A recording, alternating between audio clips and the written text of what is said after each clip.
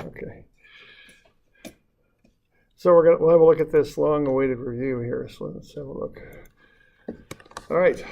What do we got? We've got lots of different things. We've got basic stress, so simple stress and strain for axial and for shear. So we start with that.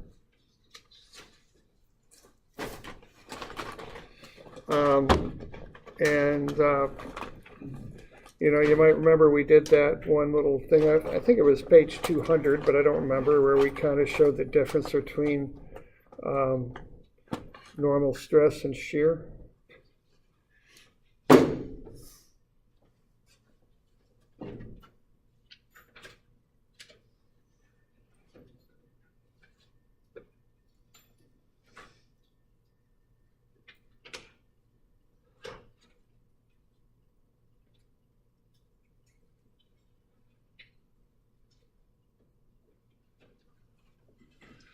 Okay, so we went over that. So just, you know, we're doing simple stress, simple strain for both axial and shear. Then we did the stress strain diagrams. We found what the proportional limit, elastic limit, yield stress using the 0.2% offset method, and then the ultimate stress. And we drew those things up with X and Y diagrams, or stress and strain diagrams. And then we did Poisson's ratio, which relates to lateral strain.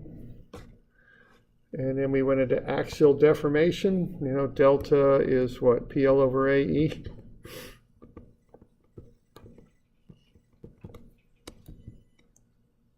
There we go, PL over AE. And then we did that with multiple forces. I think that was problem 152. I'm just speaking from memory, but I'm pretty sure that was it.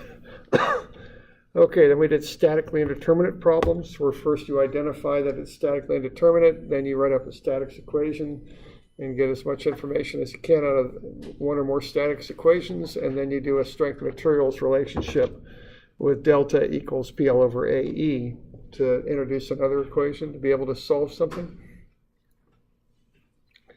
And then we did temperature-induced stress and strain. Axial loading, where we looked at the forces on inclined planes. And then we did biaxial loading. We just reviewed for that a bit. So state of stress at a given angle. So again, if I give you the angle, just plug the angle into both equations.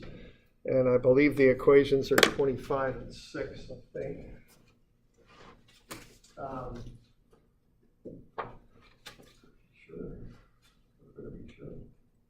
Yeah, 25 and 6. So if you're given the angle and you want me to find the stress on a plane, just plug the angles into those equations, 25 and 6. If you need to find the maximum and minimum stresses in an element, find the angle first using the tangent 2 theta formula, 27, then plug the results into 25 and 6. Okay. And then be able to draw up sketches and show what things look like if they fail. Okay. More circle we'll cover on Friday. All right, and then there's some vocabulary. There's stress and strain. Normal stress, which is also called axial stress. And the positive one is tension or tensile. The negative one is compression or compressive. And then you have shear stress.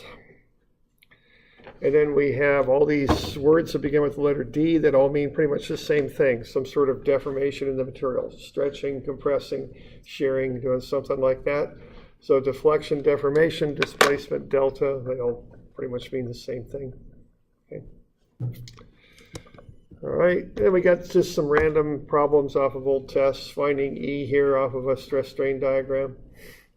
Okay, just remember to stay in the linear portion of the graph. Don't go beyond the linear portion. Find the deflection of point C after the loads are applied. So what you want to do in there is cut into the individual sections, find the internal load. Okay, then find delta is PL over AE. And this is an important step that I'm writing right now. Find those internal loads. Okay.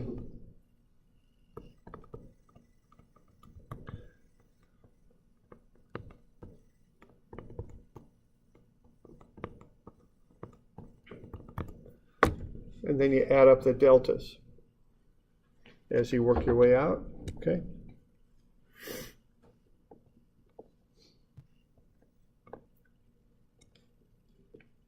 Okay.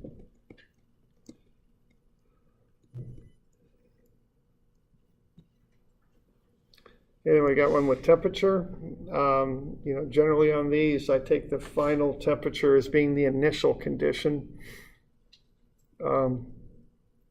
So I'd use 42 degrees as my initial condition, and then look at how those supports have to push back and put that bar in compression to keep it constrained. Okay.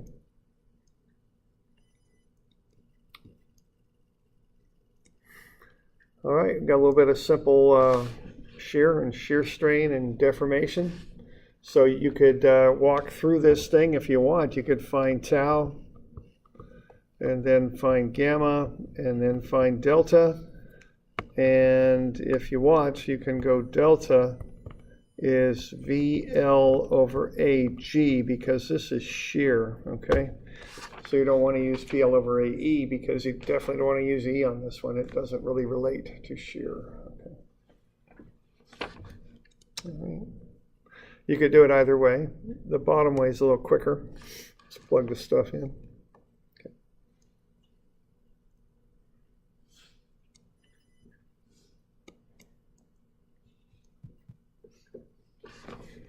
All right, so what do we want to do on this one? We want to find the force and deformation in CD.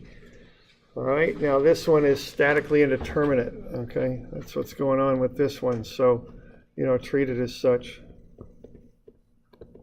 You've got those three supports all acting in the y direction, so you're one short on statics equations you can use.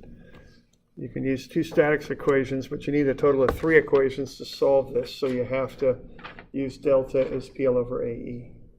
So just be sure you recognize these for what they are, and then you can work through them, okay? So you're going to go sum of Fy is 0, probably sum of MC is 0 to prove that AB is equal to EF, and then you're going to have to do delta is PL over AE and relate the deltas together to solve that thing, okay?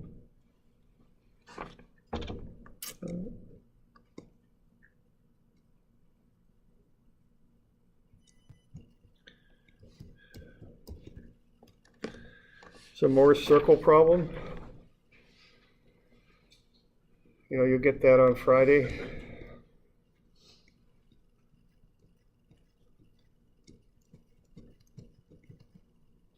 And then what else do we got here? We want to find the normal stress on plane AB and show what the element would look like if it failed on that plane.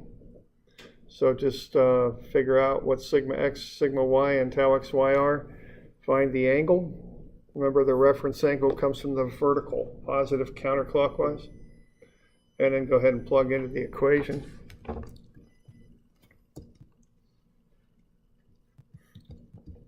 Okay. So that's a little bit on that. We got any questions on that stuff? Well, we can cover it on Tuesday if you want to go over it a little bit more. Correct, yeah. Yeah, so it's an hour. Yeah. You have the formula sheet for your test? Yeah, I'll get you the blue formula sheet, right? I'll get you a new one. Okay. Other questions? Doing all right?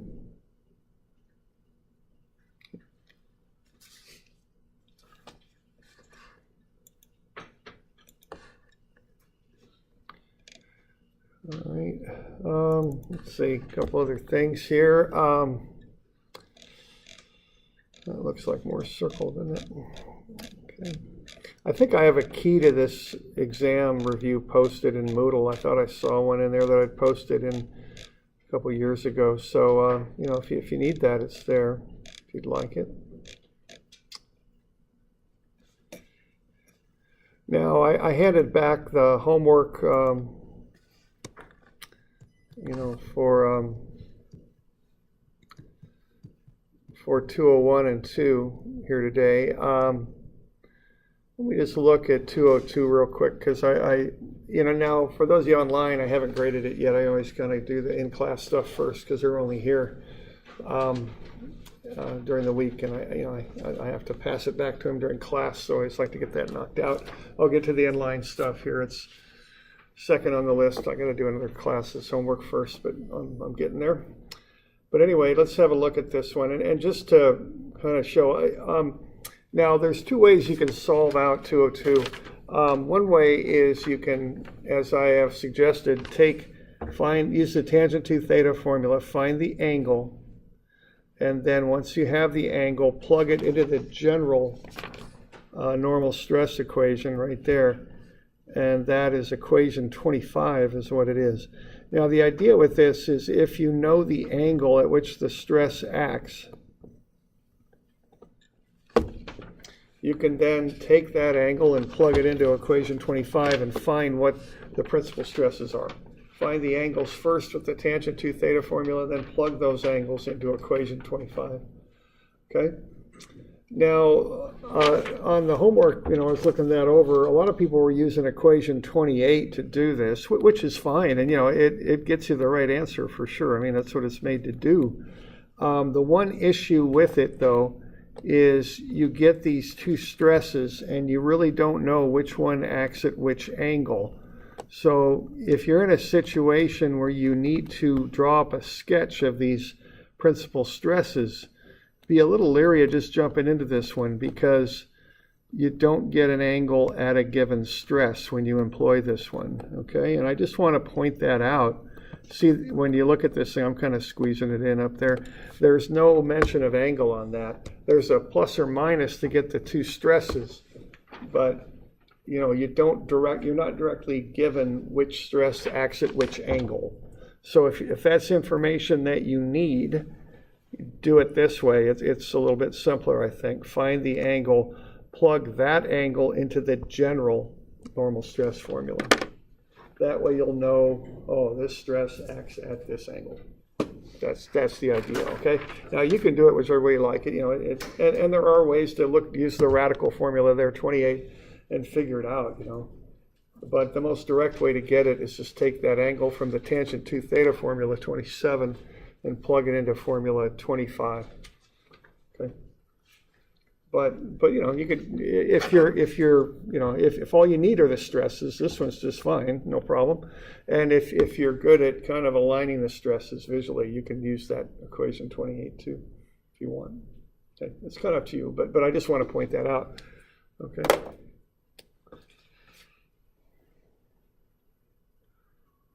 All right.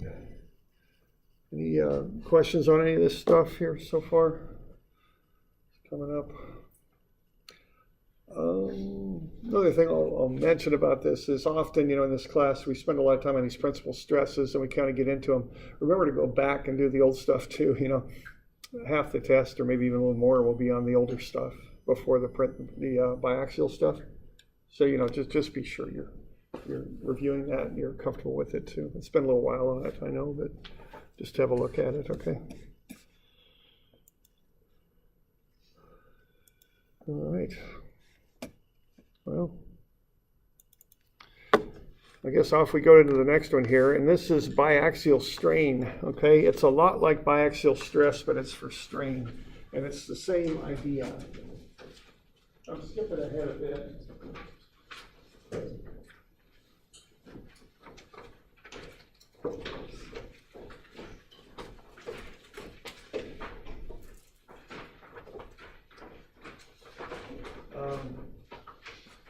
Exactly go in here, but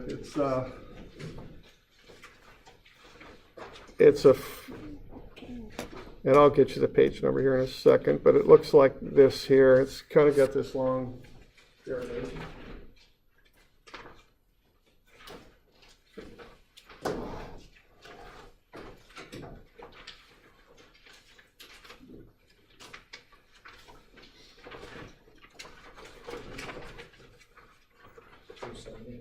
Reset 470?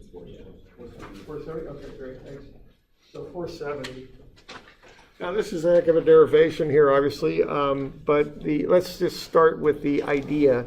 The idea is the same thing as for biaxial stress. The deal with this is you know the stress that acts at in the x and y direction, or excuse me, in this case the strain, because we're doing this for strain. So you know the strains that act in the x and y directions. If you know those, you can get formulas that will allow you to find the strains at an angle. So that's really about it. You know, we did that Hooke's law stuff yesterday, and we found the strains in the x and y directions. We could then add this stuff on top of that and go ahead and find the strains at angles. Okay, that's what this does. It's just like the stress stuff. Okay, it's just for strain instead. And the equations are really quite similar. They just have some very minor differences from the stress biaxial equations. But the concept, as I say, is very much the same. All right. Now we could do a bit of a derivation on this. I don't want to get bogged down in this. It's obviously, you know, got a few things going on there, but let's at least look at it so we got an understanding of where this stuff comes from. So what we're going to do with this is we're going to start off with a little differential element, dx dy here. And what we're going to do is we're going to stretch it and shear it in different directions. And we're going to see what the effects of those deformations in the x and y direction are on the deformation of a line that goes diagonally across the element that we'll call ds. So kind of the idea here on this first one is if we take the element and stretch it out by a strain of epsilon x, which means the delta would be epsilon x times the length, which is dx. So if we add that extra little length there to the right, epsilon x dx, what will happen to the length of ds? Right there, that originally cut diagonally across, okay? So what's going to happen here, we're going to take this edge and stretch it out that way so it becomes that dotted line. And of course, this corner is going to stretch out a bit too. So let's find out how much that ds line would lengthen if that corner stretches out to the right. Okay, so what we can do there is build a little bit of a right triangle, and it's a very small triangle. It's right up in here in the corner, and we'll approximate that by looking at epsilon x dx horizontally across. We have this angle theta that we use to define that ds, the orientation of that ds line. So that will be pretty much the same angle that we've got right in here. Slightly different, but close enough for our estimate here. So that lengthening of the diagonal then would be the lower leg of the triangle, which will be epsilon dx times the cosine of that angle theta. And we'll call that delta d prime. Okay.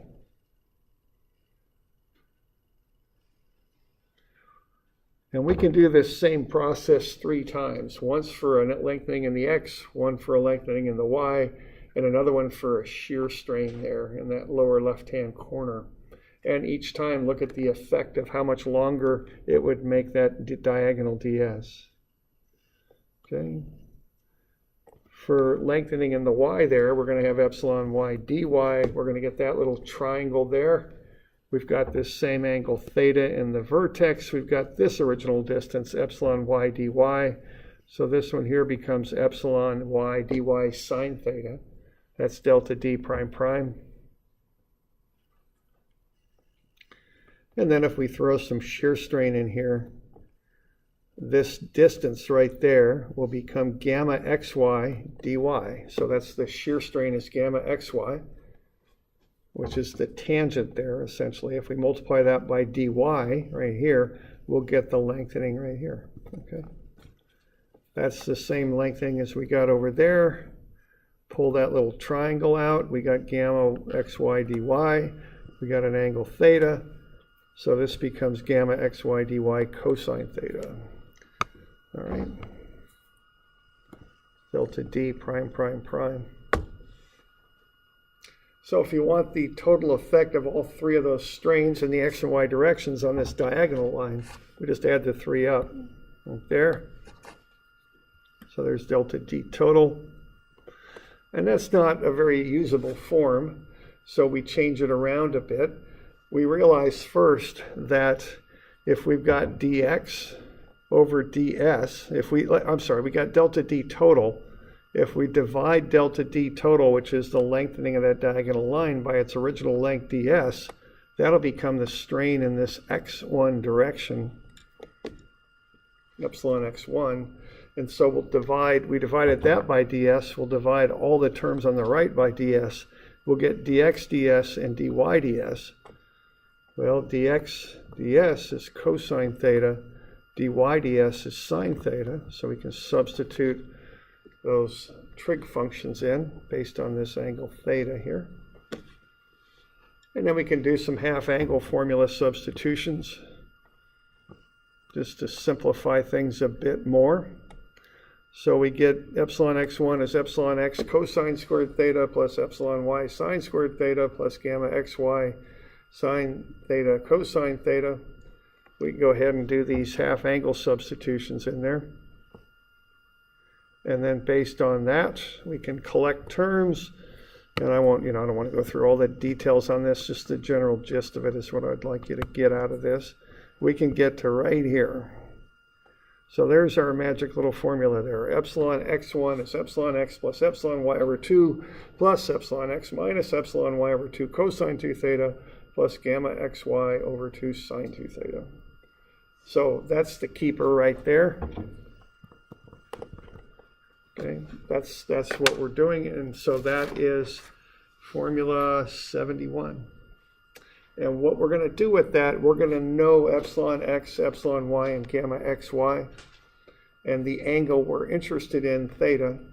We'll plug that stuff in on the right, and what will come out on the left is the normal strain at an angle of theta.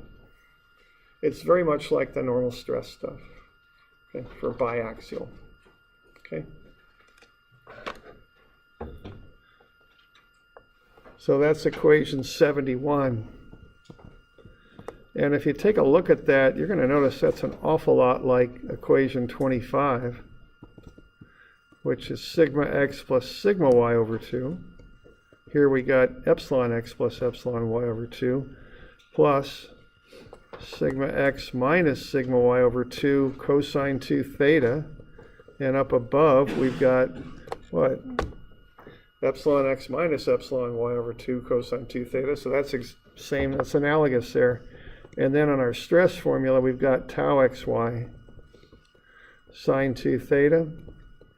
And on our strain equation, we've got gamma xy over 2 sine 2 theta. So the only different thing here is that over 2. Other than that, they're the same formula. Okay.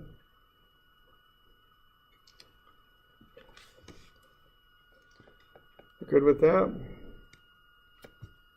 So what I want you to know is there's a formula 71.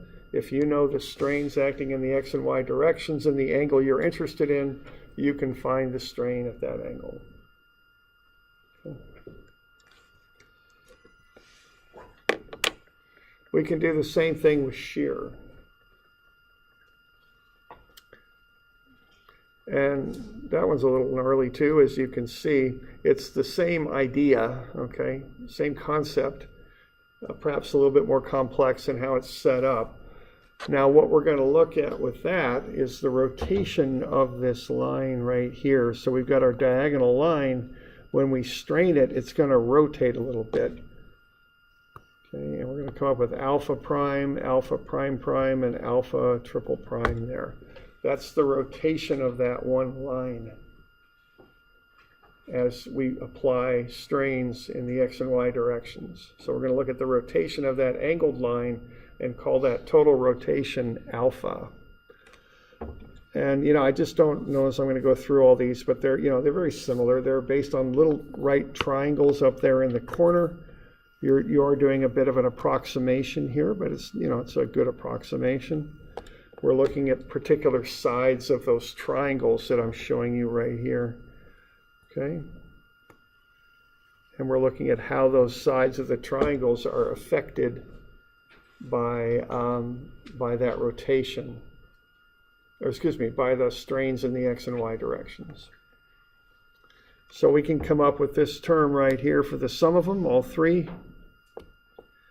So alpha, that rotation of that diagonal line, is negative epsilon x dx sine theta over ds, plus epsilon y dy cosine theta over ds, minus gamma xy dy sine theta over ds. We can then substitute ds is cosine theta, dy ds is sine theta, get a new term here. Again, throw in and collect terms. And what we end up with, one of the keepers here, is this alpha formula. That's formula 77. So what that's telling you is if you apply a bunch of strains in the x and y directions, how will it rotate that diagonal line? Okay.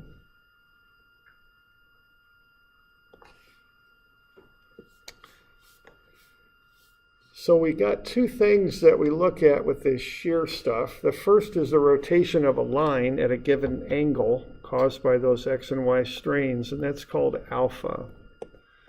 So if we have our original line right there, a square element at an angle, and we apply strains in the x and y directions, what will happen is these lines will rotate, okay?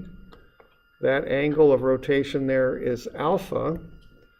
We can run the numbers again for that other line up there, the vertical one, beta, and add alpha and beta together, and you get the shear strain at that angle, okay?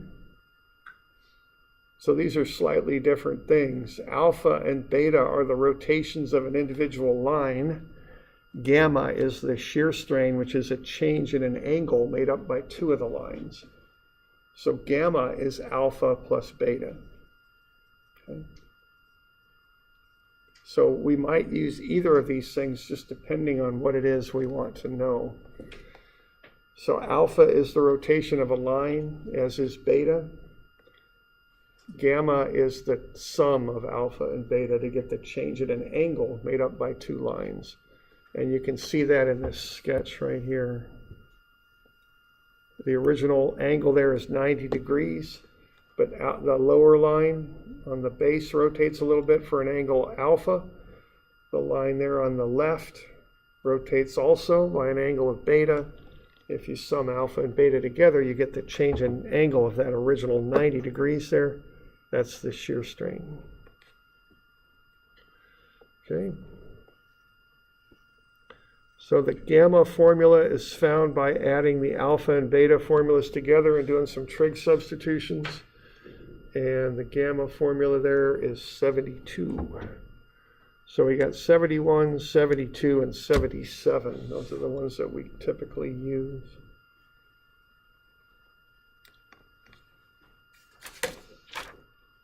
Okay.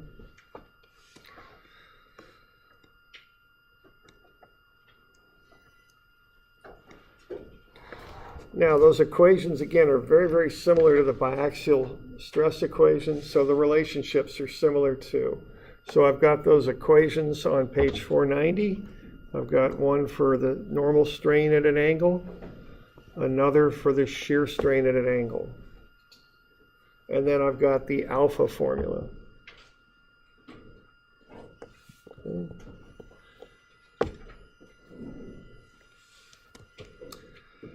Now, just like with stress, you can come up with principal strain with this radical formula.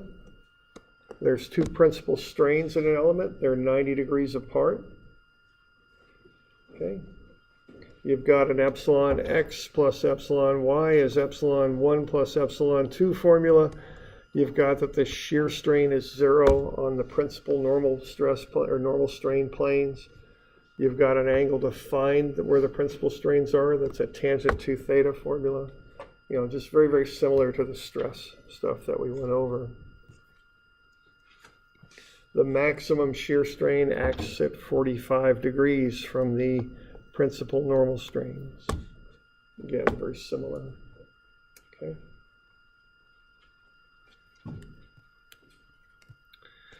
Now, one of the differences here, though, between the stress and the strain formulas is when we do strain, we measure our angles from the horizontal. That's the convention when we're doing strains, so you want to remember that. And that goes back to this starting equation right here where we started, 470 I think it was. Notice those DS's, those diagonal lines, are a reference to the horizontal, not to the vertical. Counterclockwise is still positive, but the angles are measured from the horizontal.